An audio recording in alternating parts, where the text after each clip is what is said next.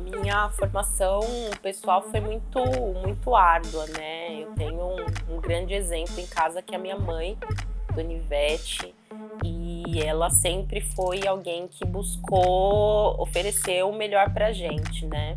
E oferecer no sentido de colocar a gente para refletir sobre as nossas próprias ações.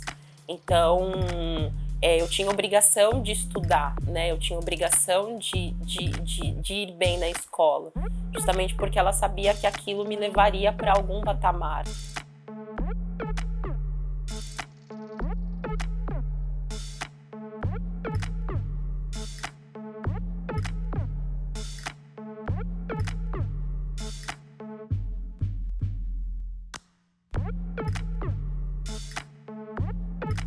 Meu nome é Maite Lourenço, eu tenho 34 anos, eu sou da Zona Leste de São Paulo, Jardim Imperador, Jardim das Rosas ali. Eu sou psicóloga de formação, eu acabei entrando na universidade com 24 anos por conta do ProUni. Para mim foi uma grande realização o fato de conseguir entrar na universidade. E entrei na psicologia, meio que foi a psicologia que me escolheu e não eu que escolhi a psicologia, porque eu tinha 5 opções e eu acabei colocando 4 relações públicas e uma psicologia. E aí acabou dando psicologia e eu me joguei. Eu falei sobre mulheres negras no meu TCC. Isso foi muito importante para mim porque me colocou politicamente olhando, né, o meu processo profissional como psicóloga e trazendo o contexto da questão racial junto com isso. Então, em 2013, eu terminei a faculdade e entrei na militância racial, comecei a ir em eventos, em atividades voltadas para a militância da questão racial. Me tornei em 2014 membro do Conselho Regional de Psicologia, do Grupo de Trabalho de Relações Raciais. Lá a gente pautava o quanto que a psicologia ainda é embranquecida, o quanto que a psicologia ainda é racista, e a gente desenvolvia ações. E durante esse período, como eu já trabalhava com gestão de pessoas, RH, eu tinha um e-commerce, e desse e-commerce eu acabei buscando, em 2015 aproximadamente, eu acabei buscando possibilidades de olhar para ele com um olhar mais tecnológico, levando automação para o processo. Era muito manual, eu gosto muito de pessoas, então ficar sentada no computador elaborando o currículo não era uma das coisas que eu gostava, né? O e-commerce chamava CIA de currículos e a gente fazia elaboração de currículos, simulação de entrevistas. E nesse processo eu acabei olhando e falando, cara, eu quero automatizar porque eu acho que já existem ferramentas tecnológicas que dão esse empurrão na hora de elaborar um currículo, porque é tão operacional, às vezes é tão sistêmico, é tão contínuo, né? Mesma coisa em quase todos, troca-se sim os conteúdos, as palavras, mas mesmo assim ainda a estrutura é muito parecida. Então eu pensei, poxa, eu acho que eu posso automatizar esse processo. E foi quando eu fui para eventos de inovação e tecnologia e comecei a caminhar por esse mundo. E quando eu olhava para os lados, eu não me via representada, né? Então não encontravam pessoas negras, não encontravam mulheres negras.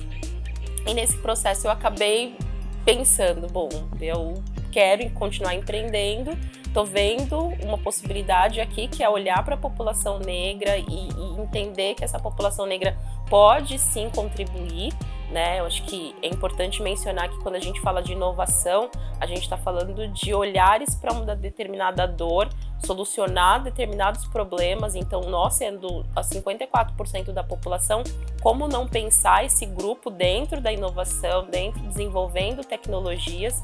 E aí acabei tendo a possibilidade de olhar e falar, não, é o Black Rocks que eu quero construir. Tive, obviamente, a ajuda de diversas pessoas. O Michel Porcino foi uma das pessoas que iniciou todo esse processo junto comigo. Ele é um homem branco, eu acho que mais do que nunca a posição das pessoas brancas nessas atividades como aliados é de fato abrir portas. Então acho que é bem importante mencionar isso, né? Qual é o papel da pessoa branca dentro desse contexto? É abrir portas, é oferecer subsídios para que a gente possa ter o protagonismo das nossas ações. Eu sempre questionei muito esse lugar de que as pessoas negras ou as pessoas em geral empreendem por necessidade. Eu entendo que sim, a gente a cada vez mais afunila o processo de conseguir colocação profissional nas grandes empresas e as pessoas acabam buscando oportunidades das mais diversas, né? E eu me pergunto muito se o empreender ele não é uma capacidade para além da necessidade. Né, para você empreender, você precisa ter diversos mecanismos, né? Desde uma certa organização, uma certa forma de articulação, uma certa desenvoltura para poder lidar com algumas coisas e que isso infelizmente, ou que isso felizmente, ele vem muito dessa adaptabilidade que a população negra tem na história. Né? Então a gente é uma população que sempre se viu tendo que ver os desafios do dia a dia e construir ações em cima desses desafios. Então o empreendedorismo não é só por necessidade em si, mas também porque a gente tem já essa estrutura toda como população que faz com que a gente construa negócios, que faz com que a gente tenha visão, que faz com que a gente tenha possibilidades. A grande questão existe aí uma marginalização, existe uma exclusão dos empreendedores negros no mercado. Então, assim como a gente tem pesquisas que pautam que a população negra tem 3 vezes mais dificuldade de conseguir crédito, a gente vê o quanto que de fato existem obstáculos para essa população acessar alguns espaços, mas de criatividade, de adaptabilidade, de inovação, de desenvolvimento de negócios criativos, né, inovadores, a gente não tem como negar que a população negra vem fazendo isso muito bem.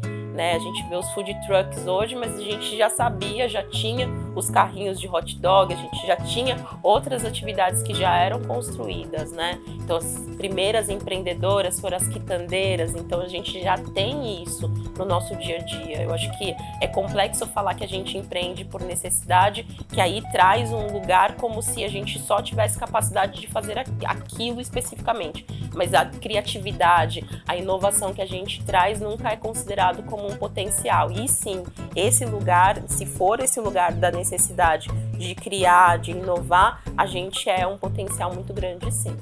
Nós somos 51% dos microempreendedores, né? Se a gente classificar como população negra. Dentro desse número de microempreendedores, e aí em geral, 27% do PIB, né, do Produto Interno Bruto do Brasil é construído por esse grupo.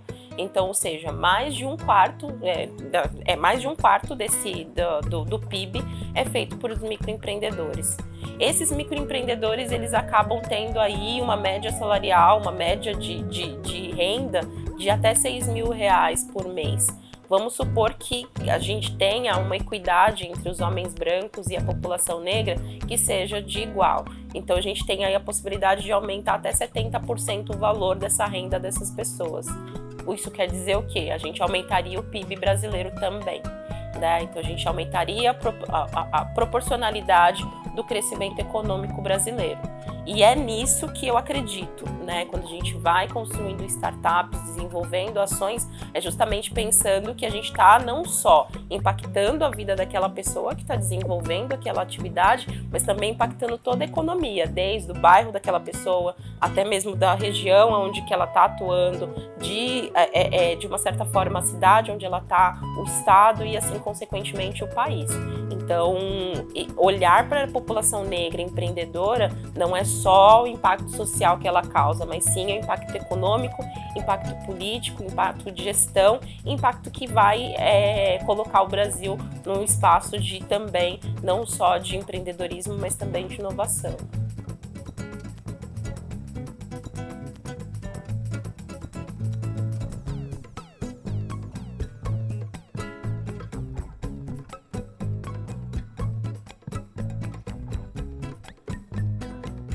Para empreendedoras e empreendedores é muito cruel esse lugar do fracasso, né?